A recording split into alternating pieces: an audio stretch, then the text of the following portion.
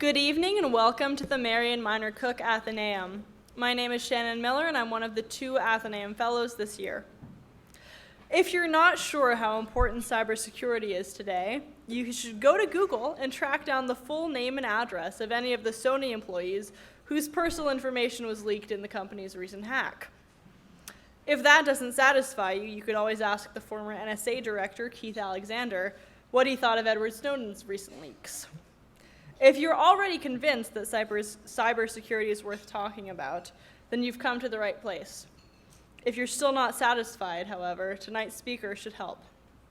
Richard Clarke has worked in U.S. government for 30 years, first as a diplomat for the State Department and the Pentagon, followed by a decade in the White House advising 3 consecutive presidents on matters of global affairs, national security, counter-terrorism, and cyberspace. Clarke currently serves as the CEO of a risk management firm, putting his experience to use by advising corporate and government leaders on cybersecurity programs. He has also authored 6 books, both fiction and nonfiction, and he taught for 5 years at Harvard's Kennedy School of Government. His talk tonight will address cybersecurity in 2015, from theft to destruction. Clarke is the second speaker in the Athenaeum series on diplomacy and international security in honor of George F. Kennan, which was established through a generous gift from Craig and Valerie Richardson. As always, audio and visual recording are strictly prohibited. Please join me in welcoming Richard Clarke to the Athenaeum.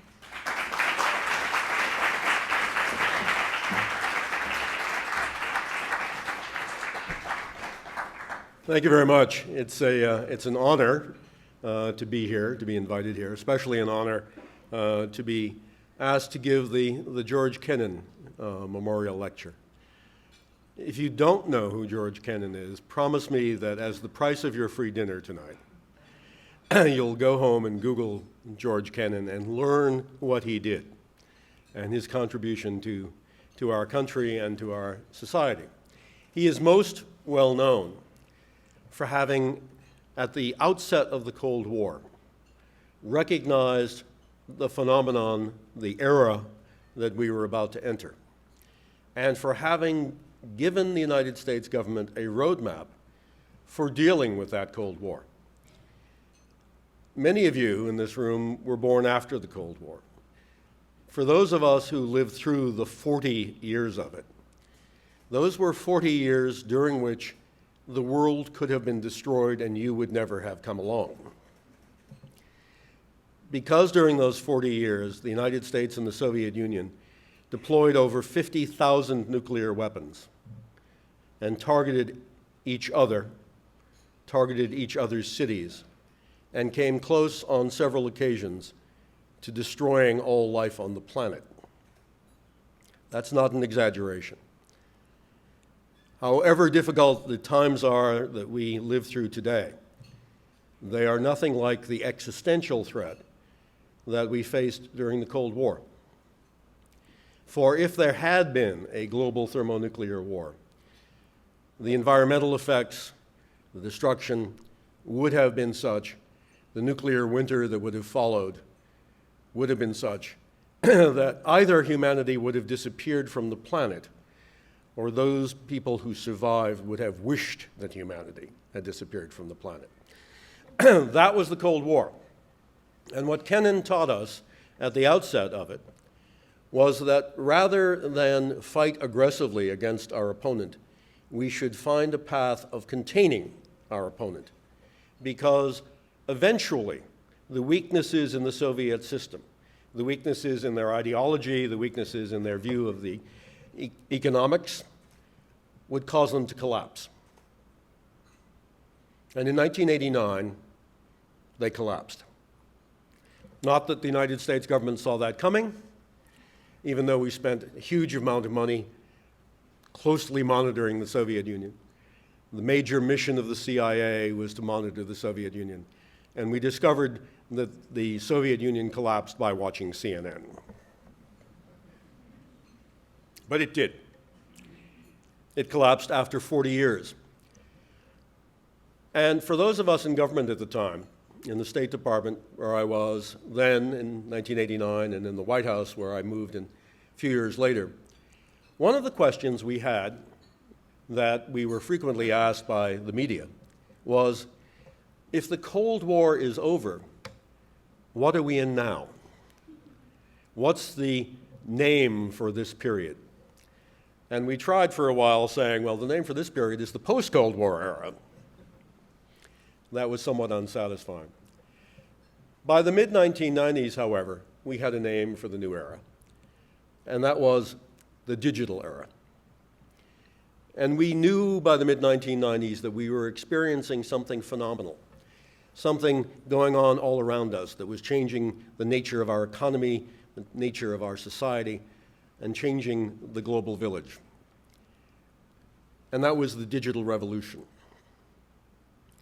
Again, most of you in this room have grown up with it, so you may not fully appreciate that in the reasonably near past, the digital era did not exist. The digital era that really began to fully blossom in the mid-1990s was as fundamental a change in society as the Industrial Revolution had been. With the Industrial Revolution, you could see the change. People moved from the countryside to cities. Cities got very large. Smokestacks went up. Factories went up. Cities became very polluted.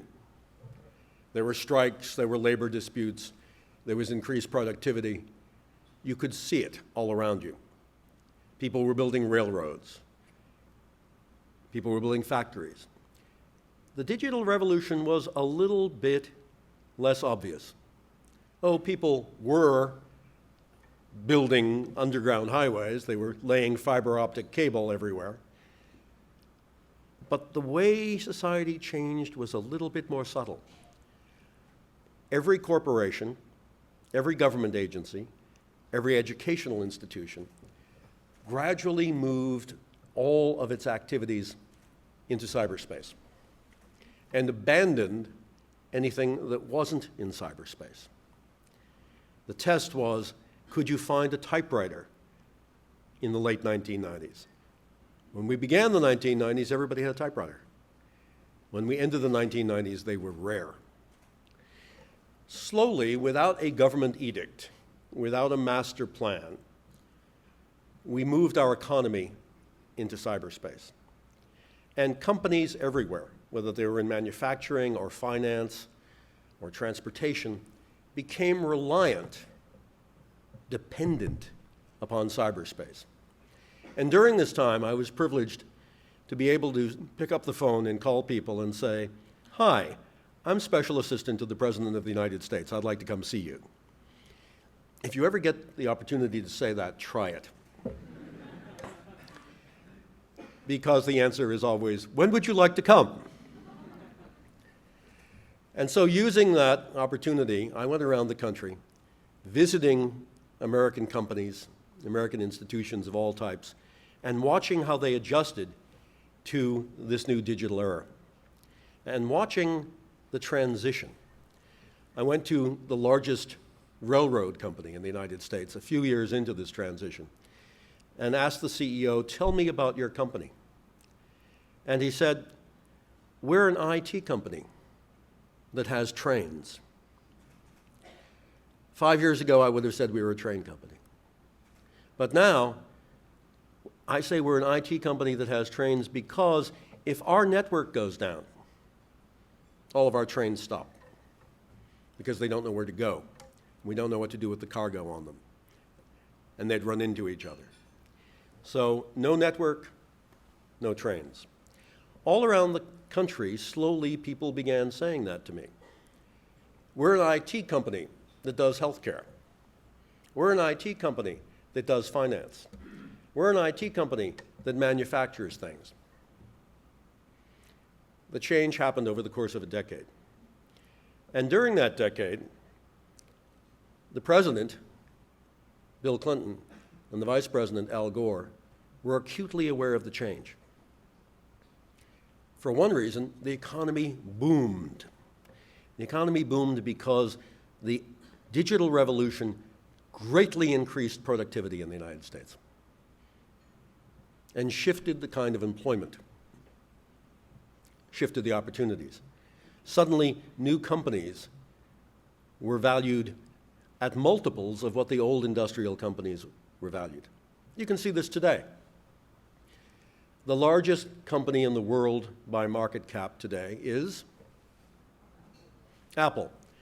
And Apple, at $715 billion in market cap, is almost twice as large as the next company, which is Exxon.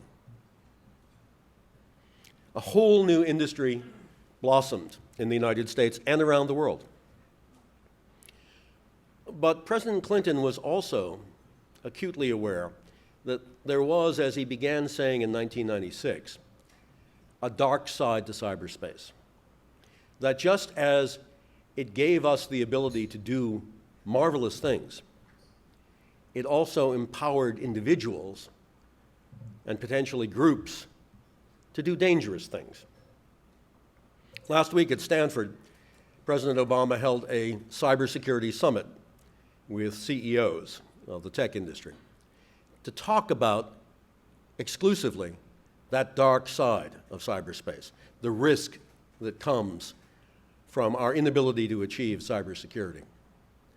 But that was not the first time a president had held a summit with tech industry CEOs to talk about the dark side. The first time was in 1997, when 5 major online companies were attacked and knocked offline by a digital denial of service attack, a flood attack, something we really hadn't seen before.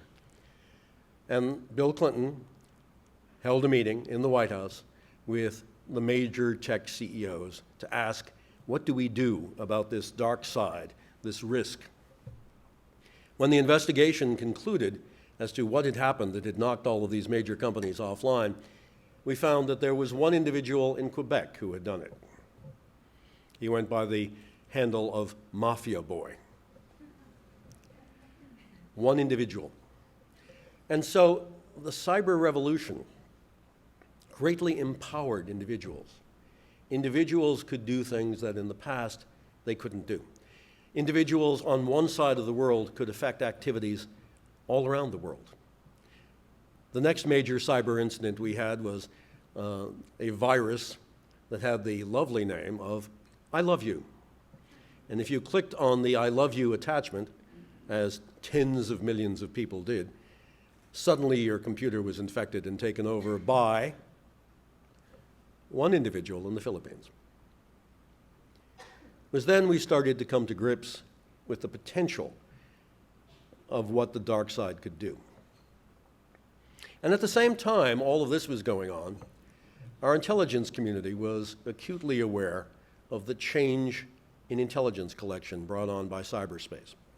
For years, NSA had put listening posts all around the world and in space to vacuum up every radio signal that was emitted from anywhere it could find them, so that it could track the movements of the Soviet military and other threats to the United States. And then, in the early 1990s, those radio signals started to disappear because countries had moved their communication system to cyberspace. And so, beginning in the 1990s, and little noticed at the time by other governments or by the American public, NSA also moved, and in a very big way, into cyberspace. That was the beginning of not only the empowered individual in cyberspace, but the empowered nation state in cyberspace. 5 years ago, the United States government created something called U.S. Cyber Command, a military organization headed by a 4-star general to fight in cyberspace. And the United States is hardly the only country to have done that. It was just the first to admit it. I've been to cyber commands in countries as diverse as Brazil, Singapore, Israel, Norway. By my count, there are 26 countries that admit to having cyber commands to fight in cyberspace. You can hardly pick up the newspaper without finding somewhere on the front page these days a story about some major organization that was hacked. Last week, it was a major healthcare company in the United States, affecting 82 million Americans. And all of their records, their personally identifiable information, stolen by someone. And you know the other names: Sony Pictures, Target, Home Depot, every bank you can think of. The fact of the matter is, as the Attorney General said last year, there are only two kinds of companies in the United States: those that have been hacked and know it, and those that have been hacked and haven't figured it out yet. The United States Secret Service did a survey of companies that had been hacked, that they knew had been hacked, and asked them, how did you find out that you were hacked? 70% of those companies said they were informed that they were hacked by a government agency. In other words, they didn't know they had been hacked. One Silicon Valley company did a survey of those same companies and tried to figure out how long they had been hacked before they knew it. And the average length was 279 days. The average company had been hacked, penetrated, owned, or in the jargon of cyberspace, pwned, for 279 days before they realized they had a problem. Sony, last year's poster child for cybersecurity, Sony Pictures had 10 terabytes of information taken off its network and copied, moved off the network without noticing. 10 terabytes. Didn't notice. When you look at these front page stories, you can be excused for not understanding exactly what is it that's going on. What are these phenomenon at work in cyberspace? So let me offer a useful guide to figuring out what is going on, because I think really there are four distinctly different things. And when you read these stories, you can put them into one of these four categories. The categories are cybercrime, cyber hacktivism, cyber espionage, and cyber war. Let's define them. To remember them, just remember the word CHEW: crime, hacktivism, espionage, war. CHEW. Let's start with crime. Cybercrime is what it sounds like. It's theft. It's theft that now amounts to hundreds of billions of dollars a year globally. And the most successful thieves are in sanctuary countries where cybercrime pays, and pays big time. They can sit back in Ukraine or Belarus or Russia or Romania and hack into London or Frankfurt or Singapore or Washington or New York at no risk of being arrested. Because if the FBI or someone, London, Scotland Yard, traces the hack back to them, and then the FBI asks for help from the Russian government in arresting them, oddly, the Russian government can't find them. You might think, if you were cynical, that perhaps in some of these locations, the government is in on it, or at least that members of the government are in on it. And if you were cynical in this case, you also happen to be right. Hundreds of billions of dollars being stolen. How? In some cases, by simply hacking into a company, assuming the role of the comptroller or treasurer on the network, and writing themselves a check, taking over the accounts payable function, and transferring money to a nice little bank account in the Cayman Islands, where it stays for 30 seconds before bouncing somewhere else.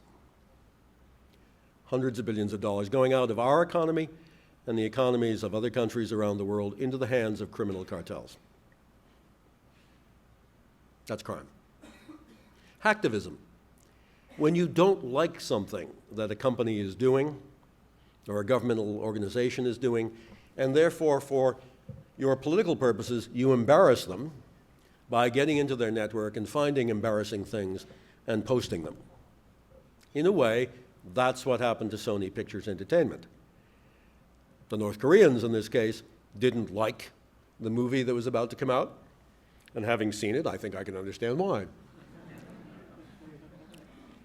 And so they hacked their way into Sony Pictures Entertainment, found embarrassing things, and posted them. The CEO of Sony Pictures Entertainment is no longer in her job. Oddly, after lots of companies had been attacked in the United States by lots of foreign governments, when Sony Pictures Entertainment was attacked, then the President of the United States walked into the press room, stood behind the presidential podium, and said, "We don't like foreign governments attacking our companies. We're not going to take it anymore, and we're going to retaliate." So now we know where the red line is. It's Seth Rogen movies. Crime, hacktivism, cyber espionage, perhaps the most damaging thing going on today, cyber espionage. And it's not what you may be thinking about with the word espionage. It is not necessarily the CIA or NSA or their counterparts spying on other governments. For the most part, the vast bulk of cyber espionage today is spying on private companies, hacking into companies and taking their research and development, taking their intellectual property, taking their plans for new products, taking their plans for mergers and acquisition, taking information that will affect their stock price. Every company has information on its network it's trying to protect, and other people are trying to get. And every company is a target for cyber espionage. And it's not just criminal cartels in this case who are doing it. It's governments. The Chinese government is systematically using the People's Liberation Army and their cyber units. The Chinese government is systematically sweeping every major company in the world, not just in the United States, and copying information. It's no accident that Chinese products frequently look exactly like products made in other countries. It's no accident that frequently they come out first with those products. It's no accident that the Chinese beat foreign companies in competitions around the world. It's easy to win when you have the other side's playbook. Ask the New England Patriots. Two Seattle Seahawks fans here tonight. All right. But when you think about it, it is not sustainable in the long term for us to engage in an international economic competition, which we all want to do, an international economic competition among nations. It's not sustainable for us in the United States and countries in Western Europe to be paying for the research and development, either with taxpayer money or with stockholder money, and have the competitor in China or in Russia getting the benefit of all of that research and development that cost hundreds of millions of dollars, getting the benefit of that R&D for nothing. Because that's essentially what it cost them. Nothing. You can't compete against another company if the other company gets your research for nothing. Look at two companies. Look at Cisco, an American IT company that virtually invented servers and routers and switches for IT networks. Look at where they were 10 years ago. And then look at a Chinese company called Huawei. Huawei, which didn't exist probably 10 years ago or had just come into existence. Today, Huawei is selling products around the world that look a lot like Cisco products. Their software a lot like the software of Cisco. And they've knocked Cisco out of the number one slot in most of the world except the United States. If you're buying servers and routers and digital switches in Africa, in the Middle East, in Latin America, in Europe, in Asia, today you're most likely buying Huawei. And there's every reason to believe that that switch, no pun intended, from Cisco to Huawei occurred as a result of the persistent intelligence gathering by the Chinese government on Cisco.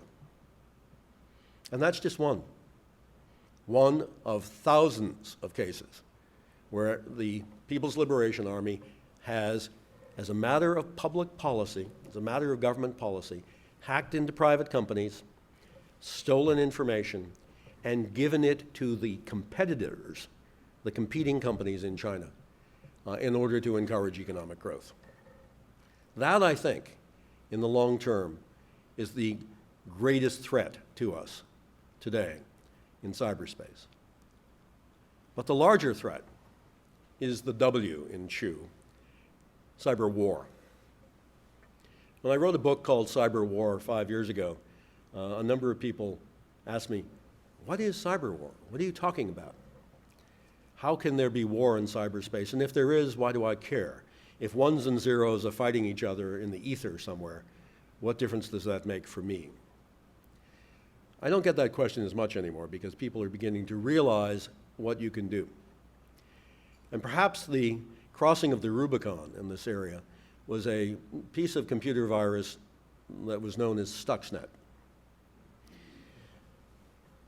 Iran was engaged in making nuclear weapons, and they were enriching uranium to do that, to make the nuclear fuel for their bombs.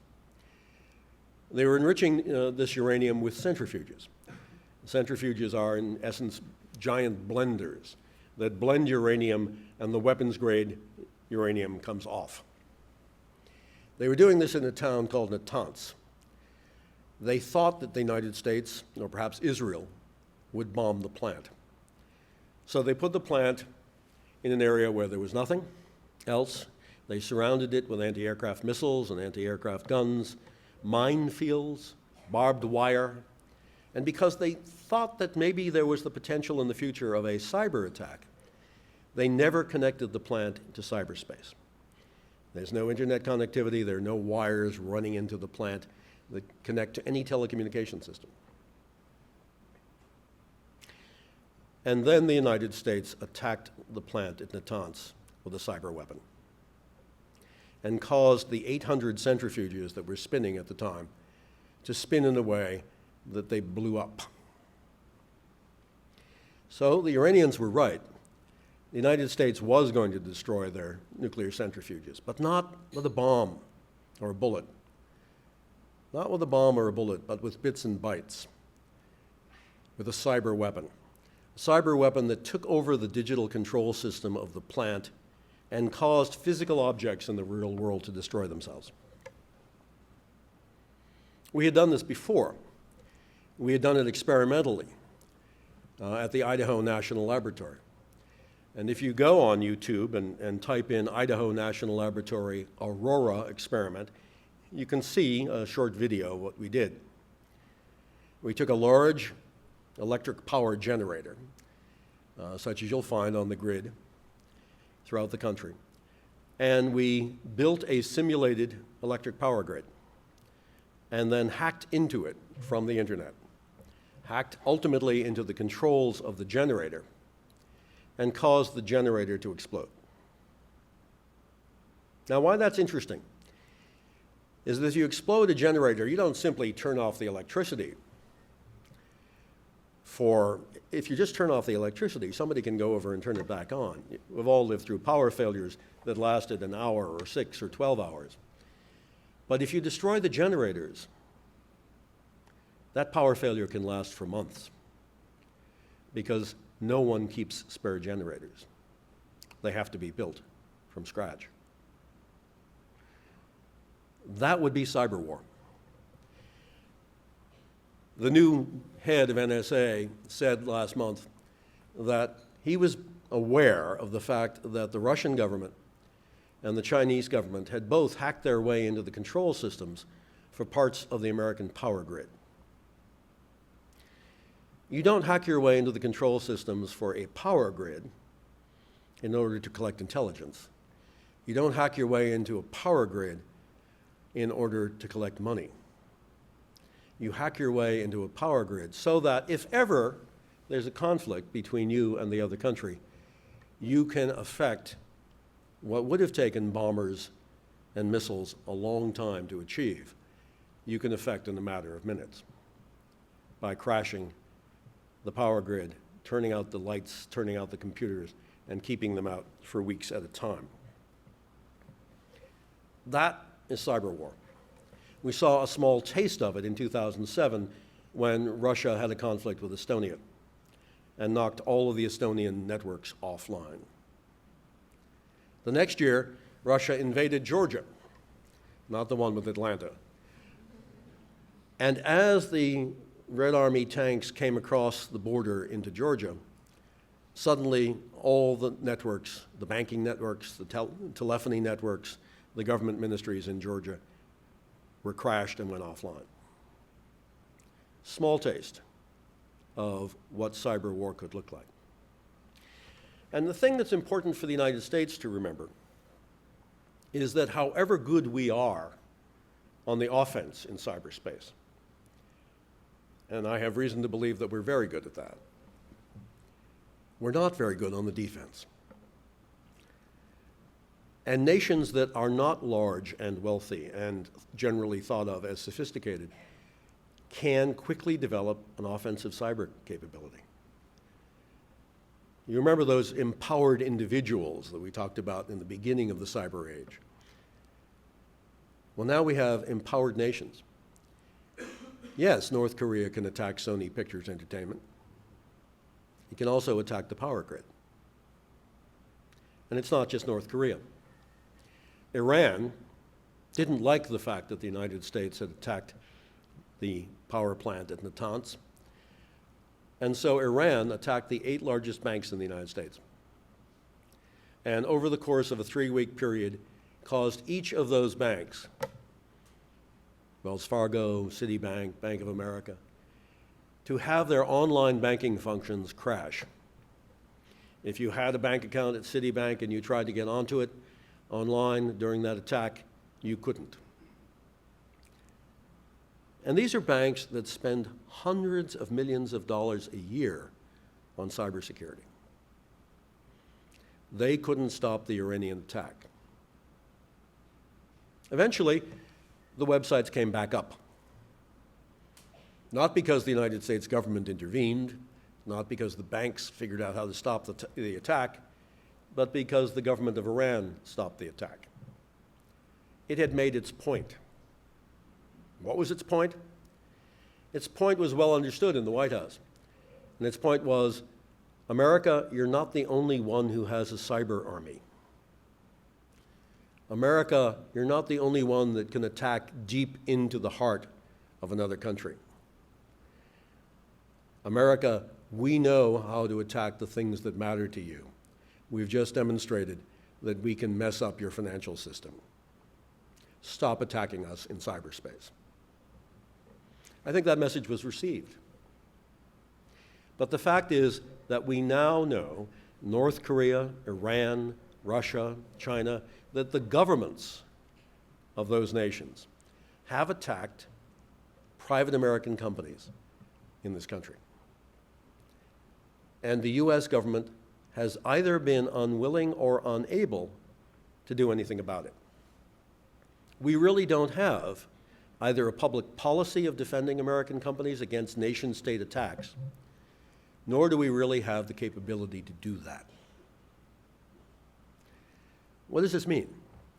It means that future presidents, when they think about military action to stop genocide somewhere, to defend an ally somewhere, when they think about military action, they're going to have to think about what the retaliation could be.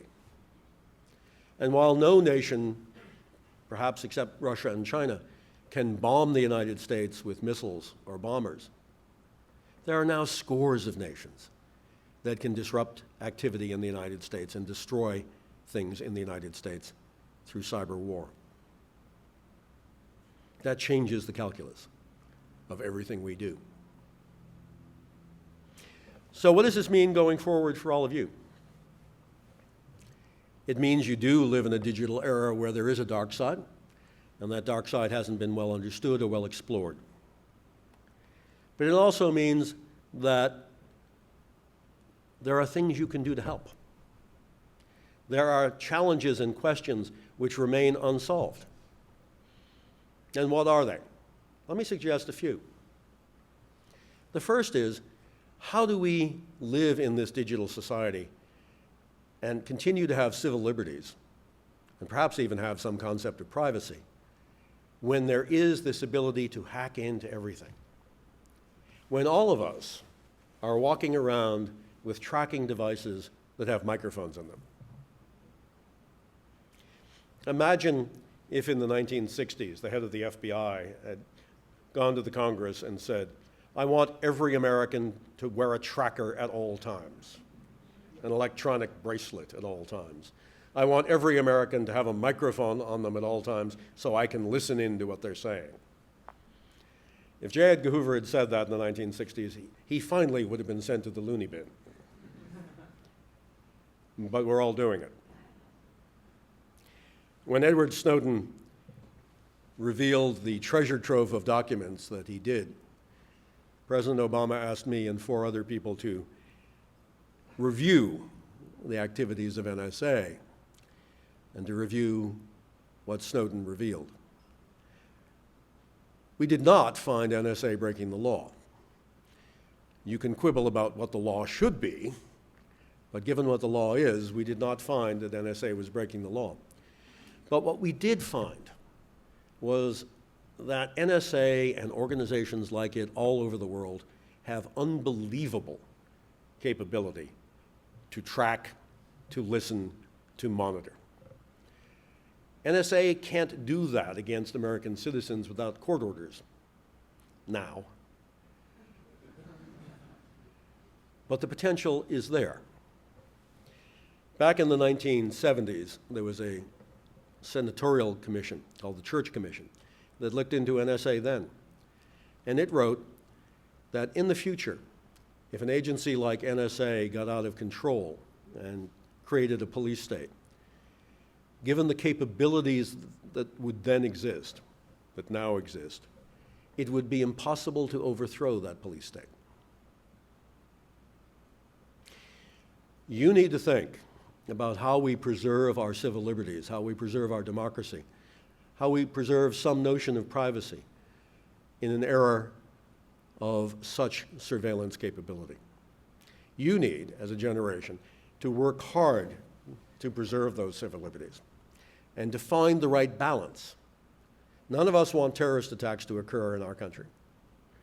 And we know that NSA's work does a lot to prevent that. But we need to find the right balance, and I'm not sure we have yet, to balance our desire for civil liberties with our desire for security and protection. That's a public policy challenge and a technology challenge. And from what I understand of your college, what better place to think about technology and public policy. So that's one challenge. Many of you are also involved in international relations courses. How do international relations get changed by cyberspace? We don't have rules of the road for cyber war. We don't have international rules of the road, international norms of appropriate behavior by nation states in cyberspace. We don't have even the beginnings of arms control for cyber war. Now, I know what you're thinking. It would be really hard to do arms control in cyberspace. It would be very difficult, if not impossible, to have verification of any arms control agreement affecting nations' conduct in cyberspace. It would be very hard. But I'm old enough to have been around when we started nuclear arms control and to have engaged in nuclear arms negotiations with the Soviet Union. I was also engaged in negotiations with the Soviet Union over conventional forces and biological forces, weapons in space, chemical weapons. And every time we started down one of those paths to create arms control for biological weapons, we were told that's almost impossible. You'll never be able to come up with an agreement that contributes anything. you'll never be able to verify that the other nation is complying with those arms control agreements. It took us, in many cases, a long time. Some of the nuclear negotiations went on for 20 years. But we got there. We got there. We got nuclear limitations and nuclear force reductions. The 50,000 nuclear weapons we had in the Cold War have now dwindled to about 5,000. We don't face a hair-trigger risk of nuclear war anymore. Chemical weapons have been virtually eliminated from the face of the earth. Biological weapons probably have been eliminated from the face of the earth. We did it. And your generation can do it for cyberspace and cyber arms control. It may take you 20 years, but you have to start. And you have the opportunity of being on it at the beginning, because we haven't really started yet. And the last challenge on my list, for those of you who are more technically inclined than the IR and public policy majors, is come up with technology, a whole new generation of technology, to run cyberspace that is not so susceptible to hacking. Right now, we have something that in military parlance we call offense preference.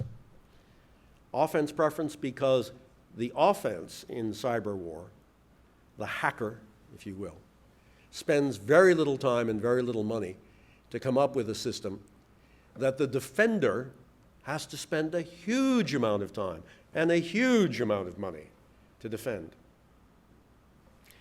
The bank J.P. Morgan earlier, about 6 months ago, ran a full-page ad in the Wall Street Journal.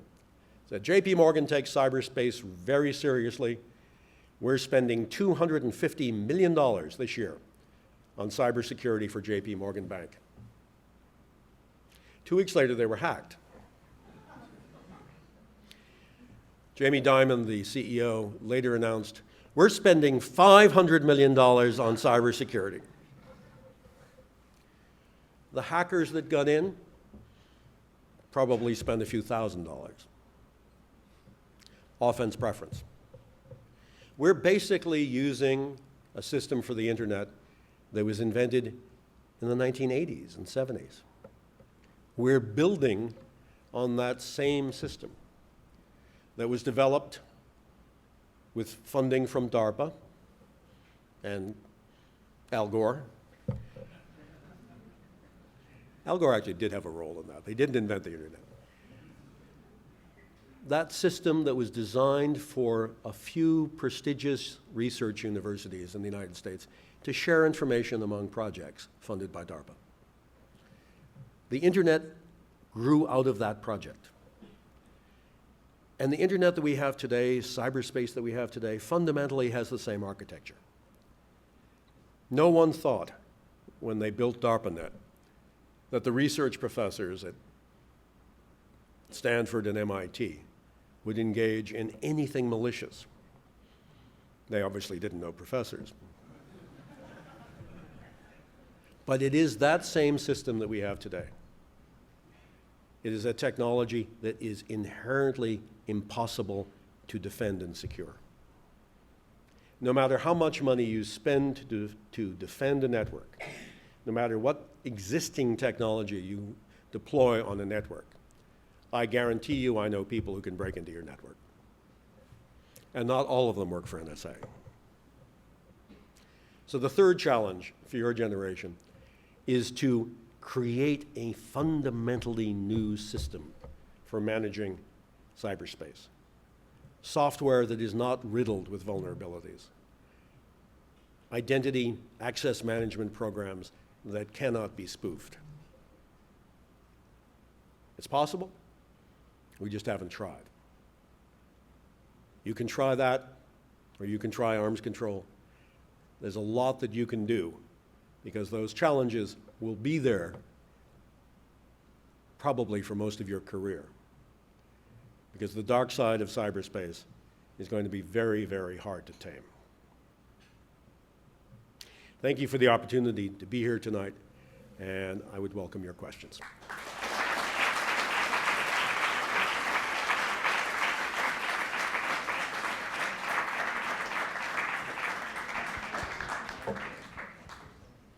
We will now be taking questions. If you have a question, please raise your hand and wait for Henrietta or myself to come to you with a microphone.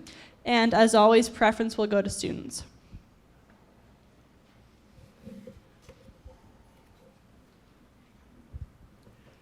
Thank you for your talk. I was just curious, you mentioned a lot about digital and cybersecurity affecting physical infrastructure, but I was wondering about the opposite. Physical infrastructure affecting cybersecurity and the ability to, say, cut an internet cable and have an entire country lose its internet. Is that something that is being neglected or looked at, or what is the prognosis for that in the future?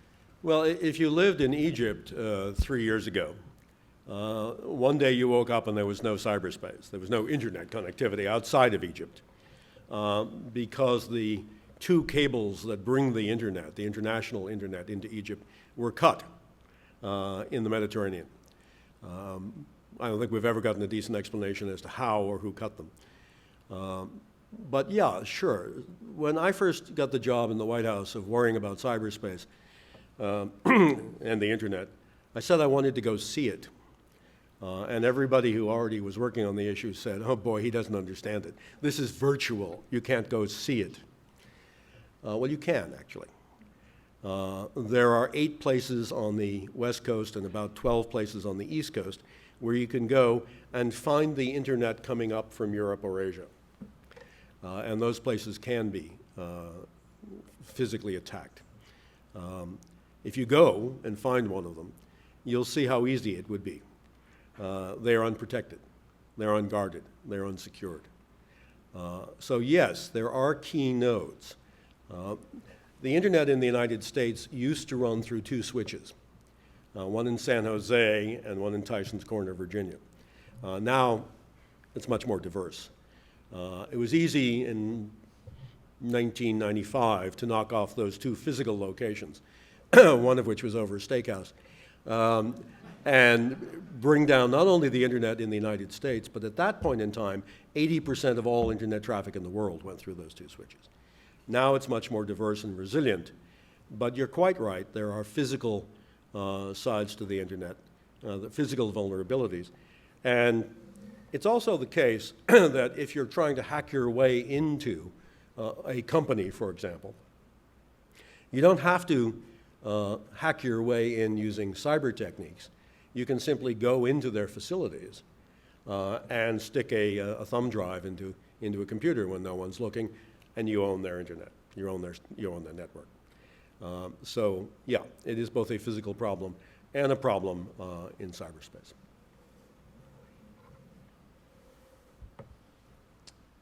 Thank you for coming. It was a really entertaining talk. I liked what you said about how essentially we need to design a new internet where the defenders have the advantage over the attackers. And I agree with that. I think if we could redesign like the networking protocols and the TCP stack, we could make it a lot better than it is because it's kind of pieced together over time. How would we get people to work? I'm sure people are working on that. Don't be. Yeah. How would we get people to start using this new internet?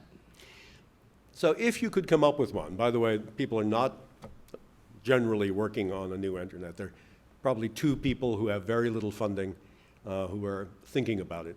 There's no moonshot program here of coming up with a new secure network. If we could come up with one, you're right, there's a conversion problem. And to get a little bit geeky on you, you talked about the TCP/IP stack. When we moved from IPv4 to IPv6, we actually improved security a little bit if you turn on IPsec, but that too was a conversion problem. With Y2K, the Y2K crisis, which may or may not have existed, in 1999 we were led to believe that critical control systems throughout the country would fail on December 31st, 1999, because the software was all designed for the 20th century and couldn't roll over into the 21st century. And we did experiments and found out that in a lot of cases that was true, and that unless we fixed all of the software and all of these things, elevators would stop running, medical devices would stop working. At the stroke of midnight, as we entered the 21st century, things would stop working. We saw that threat about 2 years out. We spent an enormous amount of money, not only in the United States, but around the world, redoing the software to move into the 21st century and allow that time switch. It was a very expensive conversion program, but we did it. And I think if we could come up with a more secure network protocol, it would be expensive, it would be time-consuming, it would be confusing, but we could do a conversion. I don't think we're stuck with the DARPA net system for the rest of eternity. At least I hope not.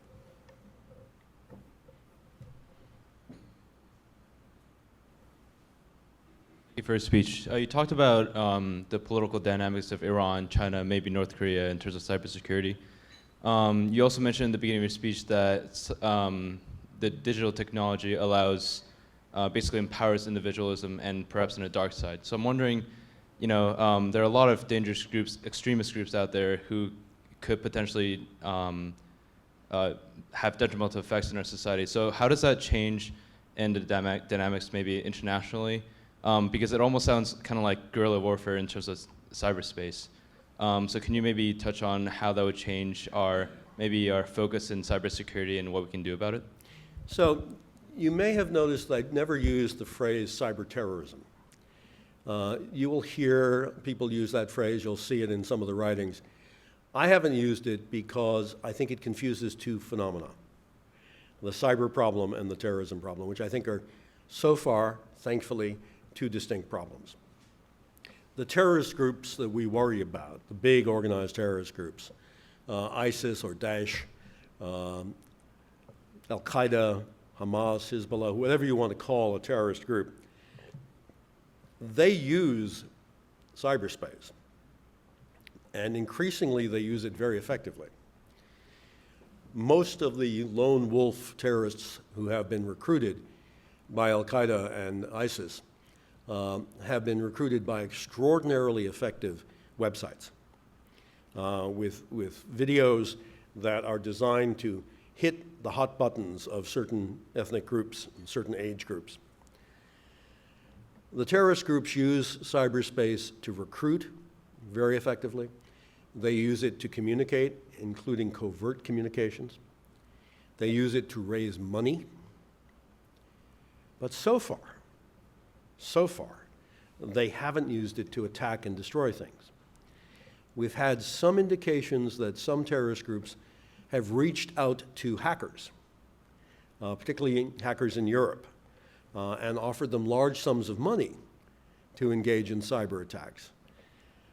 And so far, those hackers in Europe, who generally we think of as criminals, or borderline black hat hackers, have refused to cooperate.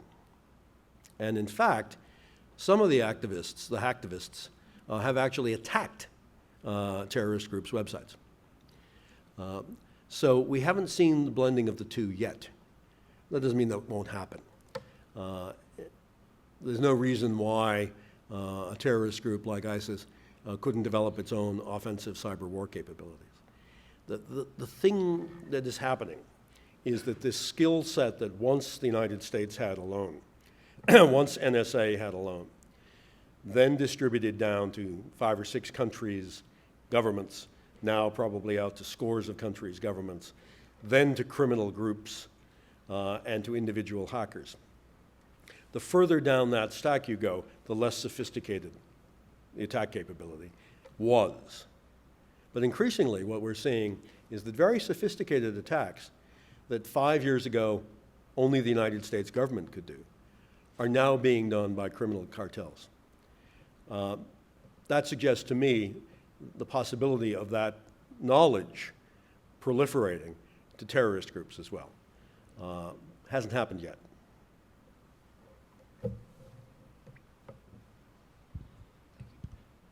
I was just wondering, I've heard a lot recently, especially given the whole big deal with the NSA, that a lot of foreign governments express concern about how much internet traffic the United States goes through the United States and how central the United States is to the internet infrastructure. And in response, a lot of governments have expressed a desire to kind of close their internet a little more. Do you think, I'd like to hear your thoughts on that just generally, and do you think governments having the ability to basically shut off the internet is dangerous? So at one point, 100% of internet traffic passed through the United States because it only existed in the United States. And by the mid-1990s, as I said a minute ago, 80% of global traffic still went through the United States. That percentage of global traffic that passes through the United States is dwindling. And I couldn't tell you accurately what that percentage is now, but I bet it's less than half. And yes, I mean, one of the things that came out of the Snowden revelations was that other people realized that their internet traffic was running through the United States. They didn't need Snowden to tell them that. That was never secret. If they had bothered to look, they could have seen that their internet traffic was passing through the United States. Some of them, therefore, have tried to set up routing systems so that it doesn't pass through the United States. I think that's cute. You know, if they think that by having their traffic pass through a router in Frankfurt as opposed to a router in Virginia, that NSA is not going to be able to get it, that's a quaint thought. As I tried to explain to some of my European Union friends who were advocating this, the data centers should only exist for Europeans, data farms should only exist in Europe rather than in the United States. I tried to explain to them that for NSA to search a data farm in the United States, it needs a court order. For NSA to search a data farm in Europe, it doesn't. So go ahead, put everything in Europe, if that makes you feel better.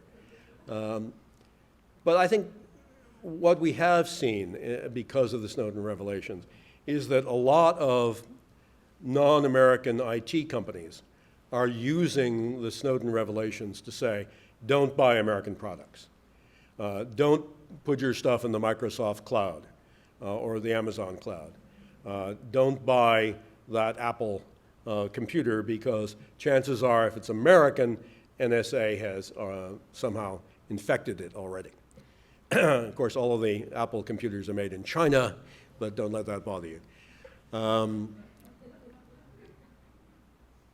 I think that has had an effect on American commerce and American industry. I think there have been sales lost to American companies and probably some American jobs lost because of that use of the Snowden revelations as marketing propaganda for European and Chinese companies. But does it really make a difference in terms of the privacy of information, in terms of the secrecy of information? No. Where any information is physically stored or on what company's machine it is physically stored is kind of irrelevant when you have the capabilities that NSA and other governments around the world have. Hi, thank you. You mentioned briefly about how the United States doesn't really have, or the government doesn't really have a policy with regards to dealing with other governments' attacks on American companies, and how we only recently have started even discussing them. And I'm curious to hear what you think would be a good sort of policy for responding to that, because it seems like it's almost not feasible for the government to have a responsibility or to protect companies within the United States if they get targeted. So what do you think is a good sort of middle ground there to also still maintain protection of the United States' interests with regards to, you don't want other countries being able to shut down our financial systems, for example? Right. So there are millions, probably, millions of companies in the United States.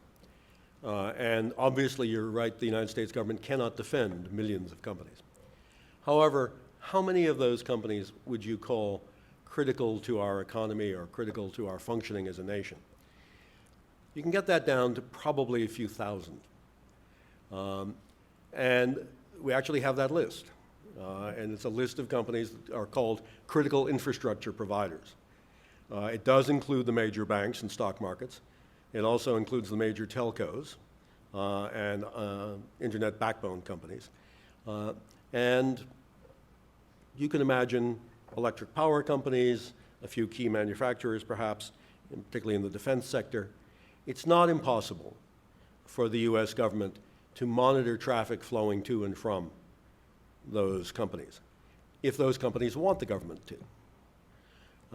I don't think it's impossible for the United States government to notice when there's a massive denial of service attack, when 10 terabytes of information are leaving Culver City to go to China or North Korea. In fact, I think the United States government probably already does notice when those sorts of things happen. What he doesn't have is the legal authority to do anything about it. And given the paranoia about NSA, some of which is justified, there's a reluctance in Washington to say, well, we can do something for you because the somebody who would be doing it would be NSA. So we need an open and frank dialogue here. That do we want, as a matter of public policy, to defend critical infrastructure against foreign nation-state attack? If the answer to that is yes, then we have to structure it in a way where American corporations and American citizens would feel comfortable with NSA doing that, or whatever we want to call NSA. If we want to say it's Cyber Command, if we want to pretend it's the Department of Homeland Security, whatever we say, ultimately it's NSA that's doing it. And for most Americans right now, I think they would need a lot of assurance that what NSA was doing was transparent, was supervised, and was not abusive of civil liberties or privacy. So there's work to do there. It's not an easy public policy issue. Thank you very much for your talk. When you're talking about cyber warfare between nations going on today and theoretically into the future, do you see that the United States will increasingly use MAD doctrine extending from nuclear policy in the Cold War to then now talk about cyber warfare going forward? So the MAD doctrine, for those of you who don't know, it has nothing to do with mad cow disease. The MAD doctrine was mutually assured destruction. And it did come out, as you say, it came out of the nuclear era, nuclear war era. And what it essentially said was, between the United States and the Soviet Union, let's say you attack me, and it's a surprise attack, and you try to wipe out all of my nuclear weapons. I have so many nuclear weapons, and they are so well protected and so well hidden that you will never get to destroy all of them. And even after your surprise attack on me, I will have thousands of them left, and with those thousands of nuclear weapons, I will destroy your entire country. That was the mutually assured destruction doctrine. It sounds barbaric. It prevented nuclear war for 40 years. Could you take that kind of mutually assured destruction doctrine into cyberspace? If you attack my cyberspace in a significant way, you knock out my power grid, you blow up my gas pipelines, you derail my trains, you confuse my financial system and stock market, then I will do that to you. People are trying to figure out if that works as a doctrine. So far, the answer has been no, and the answer has been no for a couple of important reasons. One is called the attribution problem. If a missile came from the Soviet Union to blow up the United States, you kind of knew where it came from. You could see it on radar, and your satellites could see it, and it would come out from some hole in Siberia, and you'd have about half an hour to figure it out. When a cyber attack hits your computer, it's really hard to figure out where it came from. Very often, it comes from places like this. Nice liberal arts colleges that have cyber networks infrastructure that isn't exactly Fort Knox. And so when we see attacks on financial services sectors or other critical infrastructure, frequently it bounces through American universities. And you trace it back. And then it was in Japan, and before that it came through Uruguay. And it takes 6 or 7 hops. And if you're good, you can so hide your tracks so that no one will ever figure out who did it. Or you can leave a trail of breadcrumbs that leads to somebody else. And so part of the problem with the Sony attack was people initially said, North Korea? Really? Could North Korea have the capability to do that? Maybe this is somebody else pretending to be North Korea. And so there was an extensive forensics effort to try to figure out if in fact it was North Korea. By the way, it was. But until you can satisfy yourself that you've really got the attribution problem down, you don't want to do mutually assured destruction because you'll be destroying the wrong person. That's part of the problem. The other part of the problem, frankly, is mutually assured destruction rested on a belief, well-justified belief, that you could do it. We had exploded 2,500 nuclear weapons in the atmosphere. We knew Russia, China, France, everybody together had exploded 2,500 nuclear weapons in the atmosphere. We knew what the effects of a nuclear attack would be to a fair certainty. We've never really done a nationwide cyber attack. We're not entirely sure it will all work. And so it's difficult to take mutually assured destruction and apply it to cyberspace. It's an interesting concept. It would be nice if we could get there, because that if we could get there, we would get deterrence. We would get to a point where no one would be willing to attack us in cyberspace. But what if you're North Korea? For the United States to apply mutually assured destruction theory to North Korea, they would have to have networks for us to blow up. And they don't. And they have very little that's run on cyberspace. When we invaded Afghanistan in 2001, I actually asked the Pentagon to see if there was a way that we could use cyber war against Afghanistan. And you know the answer there. They came back and said, there's no networks to attack. So there are asymmetries of dependence on cyberspace. If you take down cyberspace in the United States, nothing works. If you take down cyberspace in other countries, it's not as devastating. But it's a good idea and worth exploring. Hi, thank you for talking tonight. I actually just cited you in a paper, so I'm a little bit starstruck. But I was wondering, how do you see new cybersecurity threats scaling with increases in technology? Specifically, I think our generation is on the eve of a quantum computing revolution. And on one hand, quantum cryptography will maybe provide some of those solutions to questions you were bringing up, but on the other hand, overnight it could render all of our current encryption obsolete. So do you see that as something that will help, a moot point, or perhaps a new threat? So I became aware of this issue of quantum encryption and quantum computing while I was still in the White House. And I didn't have any idea what it was. But again, you can pick up the phone and say, hi, I'm the special assistant to the president, please come and talk to me. So I did that, and all of these professors who were experts in quantum computing and quantum encryption came down to the White House and started off trying to explain to me about this guy who had a cat that was both alive and dead at the same time. And we are spending a fair amount of money now exploring quantum encryption and quantum computing. Quantum computing is kind of working in a limited way on very short networks. I think it will get there. I think quantum encryption will get there as well. I don't know when the breakthrough will occur, but you're absolutely right. How many of you saw the movie The Imitation Game?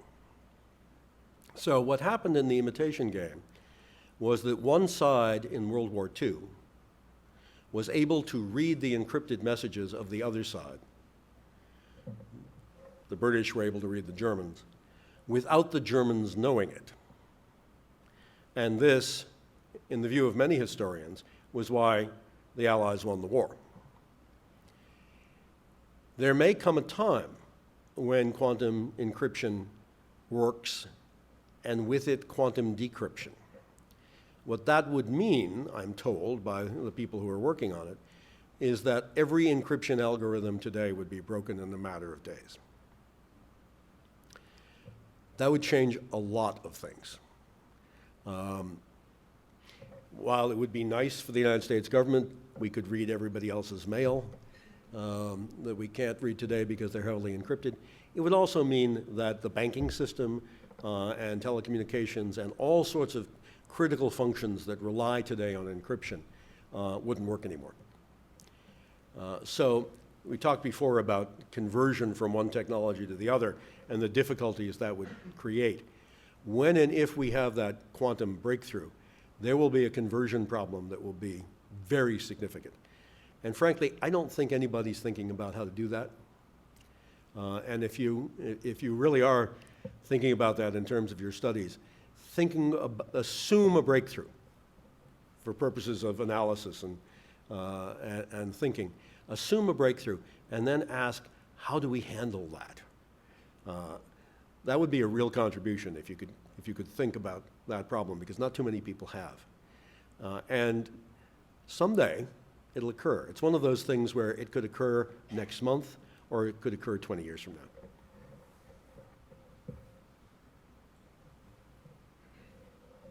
Hi, thanks for your talk.